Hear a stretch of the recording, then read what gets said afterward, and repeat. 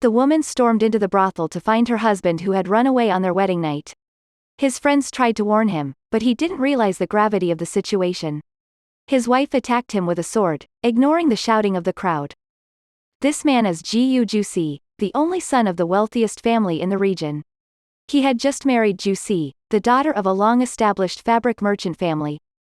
It turned out that the marriage between Jusi and Yaru was forced by the circumstances, so on the wedding night, Jusi directly expressed his thoughts to Yaru. He said that they should divorce, consider this marriage never happened because he knew she already had someone in her heart. But according to Yuru's understanding, his words meant that he wanted a divorce. Although before the wedding day, Yaru had struggled for her own happiness, once she decided to marry Jusi, she had decided to follow him for the rest of her life. But Jusi didn't want that. He said he would divorce on the wedding night. Then, Jusi tried to persuade Yaru, saying that he would help her marry Yi Xian. Unable to bear it, Jusi jumped out of the window and ran away, leaving her alone to face her in-laws. Yaru spent a sad night, and the next day, the maid came to inform her that she was very tired and couldn't serve tea to her in-laws. Luckily, her in-laws were understanding and knew that Jusi had run away on the wedding night, so they didn't blame Yaru. Later, her mother-in-law also showed concern for her. She asked Yaru what had happened between her and Jusi. Because she always thought they liked each other, that's why the Gu family came to propose. Yaru confessed what had happened and said that she didn't want this marriage. Yaru also mentioned that she had been promised to the D family, but due to Jusi's prank, the misunderstanding occurred. Afterward, her mother-in-law apologized to her for being careless.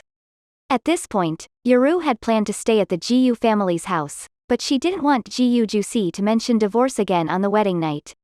Because she was taught this since childhood, it was extremely important to her.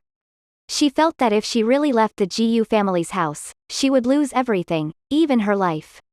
But now Yaru heard even more shocking news. Turns out the Gu family was not as powerful as she thought. Her mother-in-law's older brother used to be a high-ranking official in Dongdu, and there was also an elder sister who was the legitimate wife of a duke. But now the emperor was seriously ill, and the prince was not favored by the people. The situation in the east would be very dangerous. They said that it was time for Jusi to change, so his parents decided to hand over the entire Gu family to Yaru to manage and to educate Jusi. A woman rushed to the brothel to find her husband who had run away on the wedding night. Where is Jusi? Her panicked friend told Jusi about this, but at that time, Jusi didn't realize the seriousness of the matter. It turned out Jusi went to the brothel with the intention of making Yaru hate him. He wanted to see Yaru behave well, to make her beg him to come home, but he didn't expect Yaru to directly attack him with a sword without saying a word. At this moment, the audience around them was shocked. Yaru wanted Jusi to promise her to focus on studying and succeed in his career. After hearing Yaru's words, Jusi felt that she was delusional, but he also felt that she was becoming too extreme. He told her that he was the richest person in Jiangnan. Even if he did nothing, he could eat and drink for the rest of his life. But Yaru countered his idea. In fact, Yaru had learned about this from her parents-in-law. It turned out the Gu family was not invincible as it appeared. Because of the current chaotic situation in the imperial court, it could be dangerous for the Gu family. That's why his parents wanted to hand it over to Jusi and Yaru. They hoped she could make Jusi successful. At this point, Jusi suddenly saw Yi Xian on the floor above. He was very happy and told Yaru about it. He said that it was not too late for them to continue their relationship. But Yaru scolded him, telling him not to expect someone to come and save him. Afterward, she warned Jusi that if he didn't study hard, she would kill him, or she would die in front of the Gu family's door. Now Jusi was truly panicked, so he obediently followed her home. When Jusi returned home and met his parents, he initially intended to reproach Yaru, but suddenly he saw them ignoring him and approaching Yaru instead. They only cared about Yaru, abandoning their own flesh and blood. They were about to go on a vacation, and before leaving, they handed over the entire wealth of the Gu family to Yaru. At that moment, Jusi screamed, hoping his parents would save him, but no one paid attention to him. Jusi was stunned by the unbelievable changes that happened overnight. He tried to give orders to the servants, but no one listened to him. It was then that he realized power had shifted into Yaru's hands. Jusi attempted to run away, but he couldn't escape from Yuru. Jusi had tried to avoid studying, but little did he know he would be dragged back. It turned out that Yuru wanted Jusi to pass the exams. All his tricks were discovered, and she had bribed everyone around him. Although he was the nominal head of the Jiyu family, nobody listened to him. He could only use his last trump card to threaten Yuru. If she didn't change, Jusi would divorce her. But Yuru was no longer afraid. After that, she ordered someone to take Jusi to the study room. She had prepared everything for him, from clothes to study materials during that period, and the schedule was already set. Looking at everything in front of him, Jusi felt like the sky was collapsing. Yuru had come up with a different method to punish him. She prepared delicious food outside and instigated the servants to tease him. At that moment, Jusi had no choice but to hold his books and memorize them to avoid hunger. Yuru was pleased to see Jusi studying diligently and quickly brought him a tray of delicious food. During this time, Yuru completely forgot that tomorrow was the day to visit her birth mother. She only remembered when her maid reminded her. Yuru realized she had to make amends. To avoid Jusi disrespecting her when she returned home, she feared that if anything happened, her mother would suffer. Therefore, Yuru brought a bowl of soup to Jusi's study room to visit him, but her sudden change in behavior made him suspicious. He demanded that she reveal her true intentions, and finally, Yuru confessed. She wanted him to maintain her image when they returned to her birth mother. Jusi listened to this and became excited. After that, Jusi decided to make things difficult for Yuru. He took a taste of the soup and claimed it was too hot, too bland, and tasteless. He realized that Yuru had met all his demands, and he even wanted her to massage him. Yuru, infuriated by the mockery, left. Jusi understood he had gone too far, and in the end, the two of them reached an agreement. Few days later, Yuru incessantly urged Jusi to help her by displaying intimate gestures between the newlywed couple, to reassure her mother. However, Jusi thought that Yuru was trying to take advantage of him, as she was someone who always cared about her personal image. Despite the rumors about his father's love for his stepmother and indifference towards his own wife, Yuru still wanted to maintain a certain facade in front of Jusi. In no time, their horse-drawn carriage arrived at the Liu family estate. Jusi remembered Yuru's instructions well. As soon as they got off the carriage, he reached out his hand to assist Yuru, but she barely reacted, even though they both appeared happy. Jusi quickly walked ahead and called out, "Dad-in-law." Being the only son of the wealthiest person in Jiangnam, when he addressed Yuru's father in such a way, it made Yuru incredibly happy. However, she felt relieved only when she saw her own mother. During the feast, Jusi cleverly expressed that he was lucky to be married to Yuru. Yuru looked gentle and graceful like a fairy. What's more, Jusi continuously folded food for Yuru throughout the meal. Jusi's parents were pleased to see his attentiveness towards Yuru, and her mother, in particular, grew fonder of Jusi. Jusi quickly complained to his mother-in-law that since Yuru joined the Jiyu family, his parents treated her like their own daughter while treating him like an outsider. Now, she was the sole decision-maker in the Jiyu household. Yuru wanted to teach Zhongru a lesson and protect her mother. She proposed that Yumao, Zhongru's son, be handed over to her mother for fostering. This way, Zhongru wouldn't dare to bully her mother anymore. Yuru believed that she could achieve her goal, but she still underestimated her father's favoritism. Her father not only blamed her for being too aggressive but also said that since she was married and no longer part of the Liu family, it wasn't her place to make decisions for them. Feeling the situation spiraling out of control and use provocation, Yuru became furious. Just as he was about to raise his hand to strike Yuru, Jusi rushed in to stop him. He said that Yuru is his wife. He couldn't even bring himself to speak harshly to her, let alone hit her. Then, Jusi suggested that Yumao should be fostered by Mrs. Liu on the pretext of which he could share a portion of their family's assets with Yumao. Yuru's father, upon hearing the words, family assets, immediately agreed to Jusi's proposal. He then took out the Jiyu family's command token and handed it to the maid next to his mother-in-law, instructing her that from now on, she could freely use the command token to enter and report on his wife's situation to Yuru. This action not only made Yuru delighted but also resolved her serious predicament. She was truly grateful to Jusi. On the way back home, Yuru explained the reason why she had endured such hardships over the years. She revealed the truth about her family to Jusi, How nobody protected her and she had to rely on her own cunning. Juicy told Yoru, "From now on, I will protect you. Anyone who dares to bully you, I will break their legs." However, Yoru expressed her hope that he could study hard and surpass Yi Xian, obtain a high-ranking position, and become her husband. Only then would she forgive him. Juicy quickly agreed to Yoru's request. But this brought great pressure upon Juicy. He was restless at night, unable to sleep. He was uncertain whether he could defeat Yi Xian because he had heard that Yi Xian was smarter than him since childhood, which made him lose confidence. However, Yoru told him he was wrong, that she knew Yi Xian had put in a lot of effort to study, while he had only studied it half an hour. Yoru believed that he would surpass Yi Xian. Suddenly, Juicy seemed to find a newfound sense of direction and was filled with joy, ready to make efforts to prove himself. The next day, Yoru prepared breakfast for Juicy with her own hands. It turned out that Yoru had forced Juicy to study, but in the end, he couldn't bear it and conspired with Moonan to execute a plan. Juicy told him that if he saw Yoru approaching, he should blow a whistle to let him know. At this moment, Yoru accidentally saw Juicy studying diligently and brought him a chicken dish. However, Moonan had inadvertently fallen asleep and failed to notify Juicy. When he woke up, Moonan saw that Yoru had arrived at the door, but it was too late to inform Juicy. Juicy didn't have time to hide the trash books. Yoru thought that Ju too was studying hard in his office, but she didn't know that he had deceived her. Really disappointed in Yusi, she immediately scolds him and leaves diligently in the study room, but little did she know that he had deceived her. In the evening, Juicy specially decorates their room, featuring a pair of happy candles. Upon seeing those, Yoru panics and she avoids Juicy. She begs him to let her owe him again.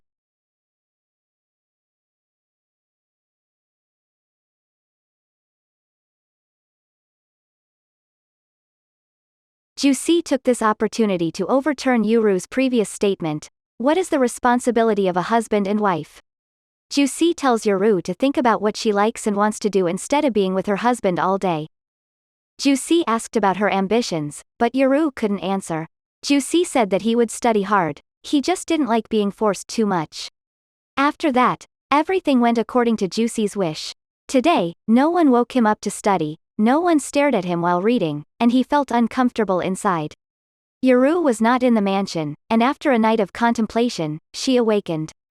Yoru wanted to do something she liked, but now she didn't know what she liked. Then she went to the Gu family's shops and took a walk. At this moment, when suddenly no one paid attention to her, Juicy felt unfamiliar. Later, he heard that Yoru was checking the account books at the main store. Unexpectedly, when Juicy arrived, he saw Yoru seriously calculating, and his heartbeat suddenly became irregular.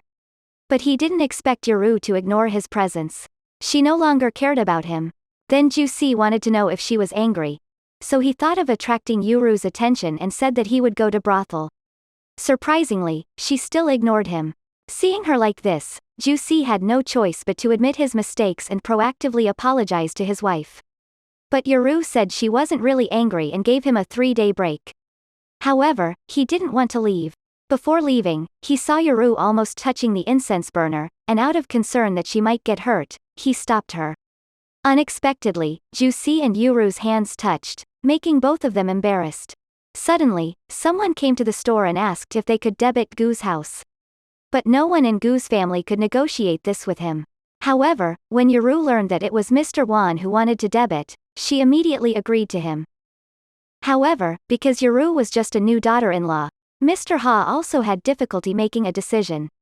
Moreover, Mr. Wan had no collateral now, so it was risky to grant him credit. Surprisingly, even though there was no collateral, Yoru not only agreed to let Mr. Wan have credit, but she also intended to use her dowry as collateral for him, but Mr. Ha stopped her. He said that if anything happened, it would be up to the mistress to scold him. Yoru assured him that he could rest assured. She also mentioned that she agreed to the credit because she saw that Mr. Wan had repaid previous loans on time. All of these events were witnessed by Juicy and his mother-in-law. Mr. Van, the shop owner, was very grateful to Yoru for this, and before leaving, he called her Mistress Lu. This made Yoru feel that she already knew what she liked to do. At night, Yoru couldn't contain her happiness and burst into laughter.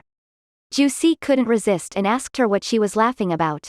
Yuru said that today she was called Mistress Lu, because she knew that when she married into the Gu family, she would be called that. This made Yuru feel that it was a sign of respect from the other side.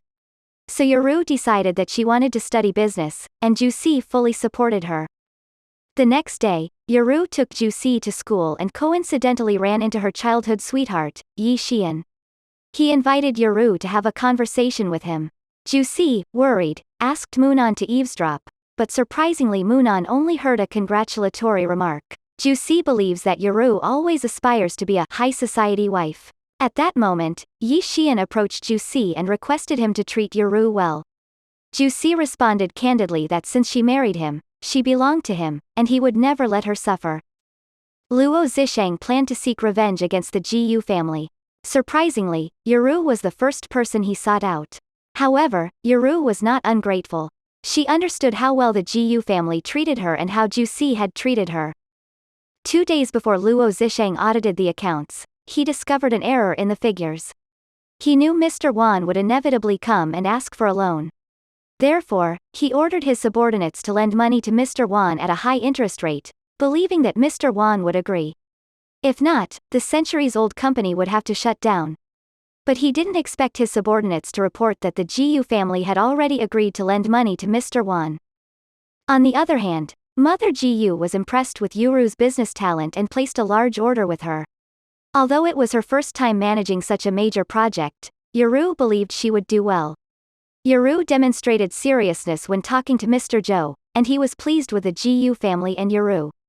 However, his staff thought it would be better to threaten the prices of the remaining stores. Moreover, even though the Gu family had a top reputation, he was concerned about negotiating with a young woman. At that moment, Yuru felt happy because she had a good conversation with Mr. Zhou. It wouldn't be surprising if she secured this order. However, Juicy said something that made her worry. He mentioned that business wasn't as easy as she thought. Anything could happen, and the larger the order, the greater the risk. Even if they had made a deposit, if there was an incident during transportation, they would not only fail to make money but also lose money. Juicy never expected his words to make Yuru cry. Seeing her cry, Juicy felt disappointed and asked why she didn't talk to her mother about it. But Yuru said that to gain trust, she couldn't solely rely on her mother. Yuru lacked confidence, and Juicy proposed a bet. Whoever earns 100 million luang first, or if Juicy wins the gold medal in the whole competition, the other person will have to initiate a divorce within 2 days. Turns out, as Juicy had anticipated, the order was progressing smoothly. When Yuru and Mr. Zhou left, they encountered Wang Rong. Wang Rong spoke vulgar words, insinuating that Yuru and her boss had a mysterious and unclear relationship. Mr. Zhou reminded Wang Rong to be careful with his words and actions, but Wang Rong arrogantly declared that he wasn't afraid of Mr. Zhou. At that moment, Yuru revealed that Wang Rong was the son of Commissioner and advised Mr. Zhou not to cause any further trouble. They ignored Wang Rong and prepared to leave, but Wang Rong didn't want them to go and became increasingly arrogant. Not only did he not stop, but he also insulted Yuru. Unable to tolerate the humiliation, Yuru slapped Wang Rong. Unable to bear being slapped by a woman, Wang Rong ordered his servant to attack them. On her way, Yuru was intercepted by Wang Rong. At this point, Juicy wanted to protect his wife, as he had promised to break the leg of anyone bullying her. However, Yuru wanted him to stop to avoid further trouble for the Gu family. Juicy said that his wife was outside doing business without breaking the rules. If anyone dares to speak ill of her, then be careful with their feet. Mother Gu knew that Yuru was being bullied, so she decided to go to the manor house tomorrow to ask for an explanation. But Juicy sought justice for Yuru and broke Wang Rong's leg. Mother Gu was furious upon hearing this and demanded that Juicy apologize at the Buddhist temple. Yuru started to defend Juicy, and then Mother Gu called both of them back. Mother Gu sternly spoke to them about the complicated situation in the royal court and the limited time the emperor had. The Dongdu state could change at any moment. Juicy finally realized the gravity of the situation and realized that if this was a trap, they couldn't wait for the Wang family to apologize first. They decided to go to the Wang residence to apologize immediately. But unexpectedly, on their way, they encountered the Wang family coming to apologize. When the Wang family saw Mother Gu, they appeared humble. Then, Wang Rong commissioner scolded Wang Rong, but everything he said implied that the Jiyu family was bullying others.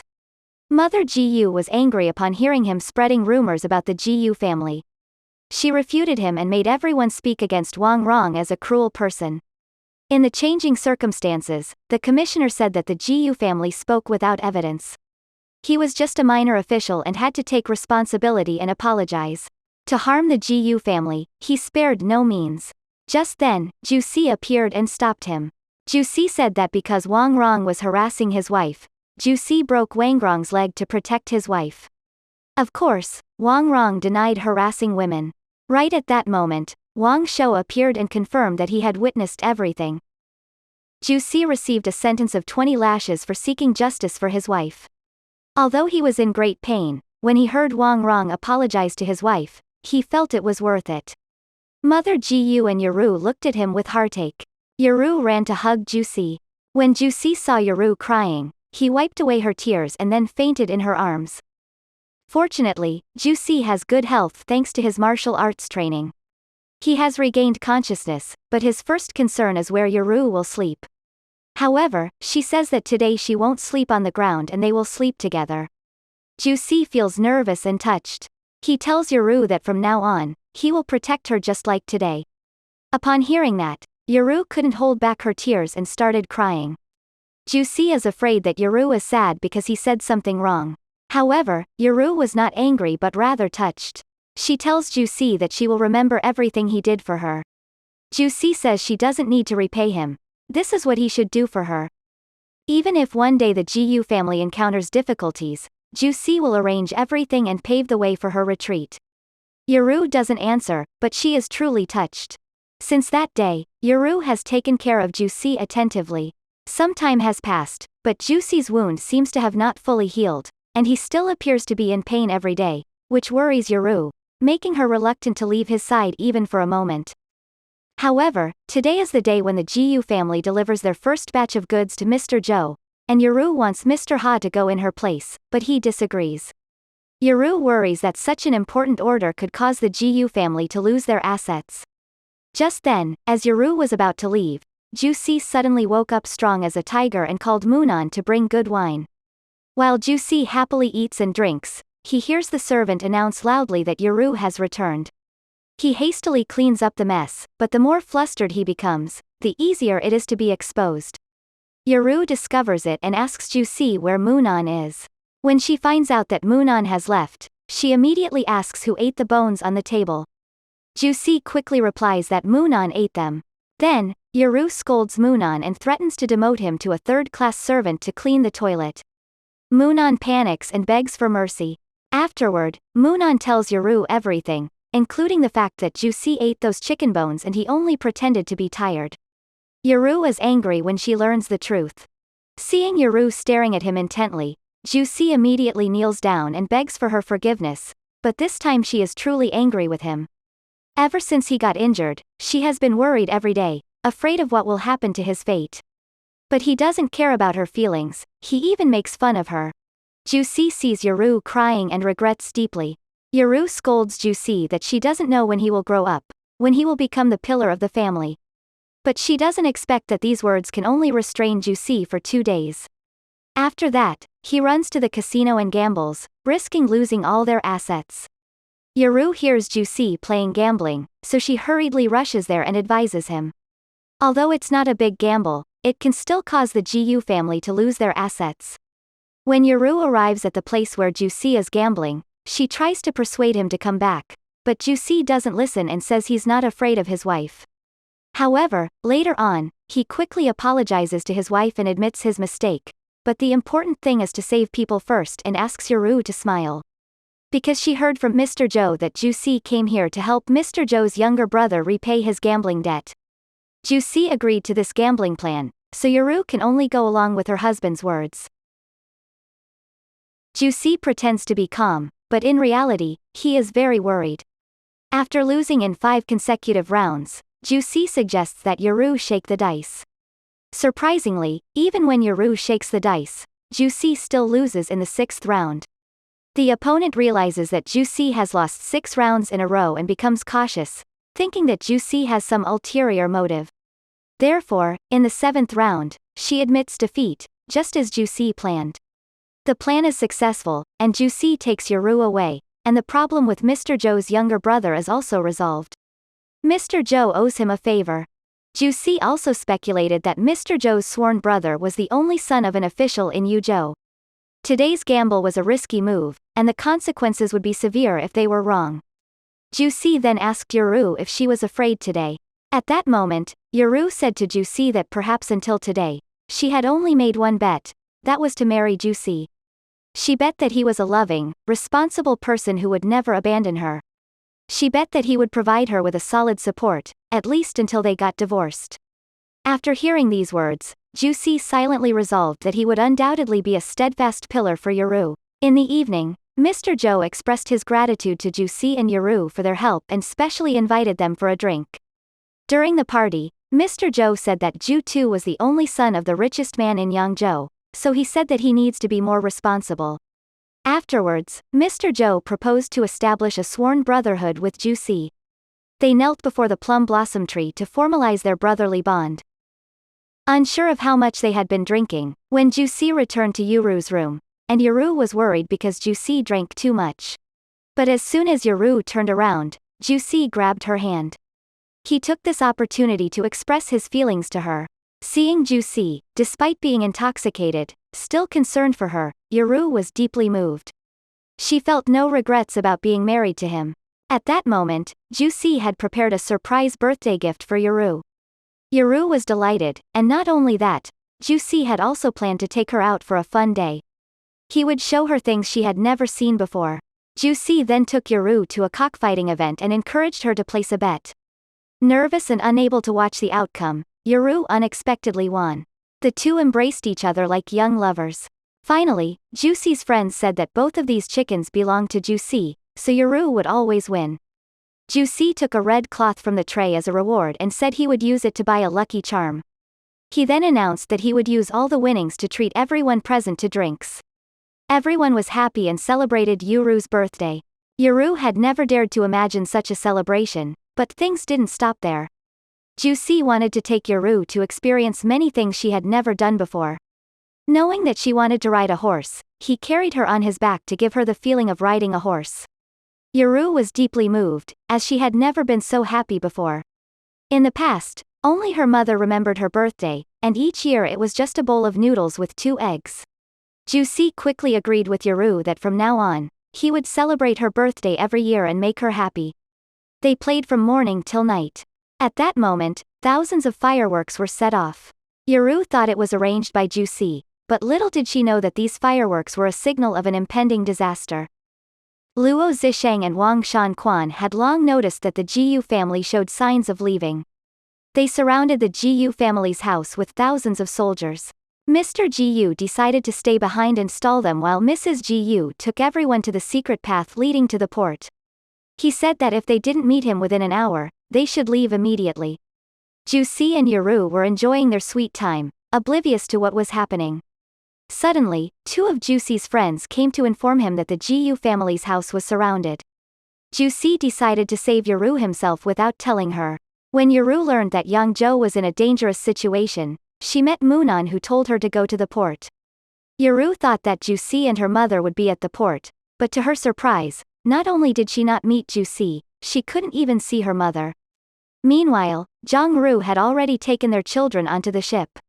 It turned out that while the soldiers and horses from the Wang family surrounded the Jiyu family's house, at the same time, the Liu family was also besieged. As soon as they entered the house, they killed Mr. Liu without saying a word. When Zhang Ru escaped with the children, it was surprising that only Zhang Ru made it safely to the dock. Yoru's mother fell down the cliff, and upon learning this, Yoru nearly fainted. At that moment, hundreds of Jiyu family members suggested a quick departure. Yoru's mother had no choice but to order them to leave. Yoru was still thinking about Juicy. He had prepared a divorce letter for Yoru in advance, hoping that even without him, she could still live well. How could she live well without Juicy? Despite his normally gentle and calm demeanor, Gu's father faced an unexpected calamity without changing his expression. He ordered the doors to be sealed and stood united against the enemy. However, he quickly realized that the Wang family had too many soldiers, and the Jiyu family couldn't withstand their attack. Ju Si suddenly rushed out from the crowd and took Wang Rong as a hostage, hoping it would save Gu's father. Then he told him to leave, but he didn't know that in the eyes of Wang Shanquan, Wang Rong's father, they were all just targets. He ordered the killing of all Jiyu family members, regardless of his son's life or death. After bidding farewell to his father, Ju Si resolved to fight them. However, even with his formidable martial arts skills, he couldn't defeat all the soldiers surrounding him. Seeing him severely injured and about to fall, Yuru rushed over on horseback.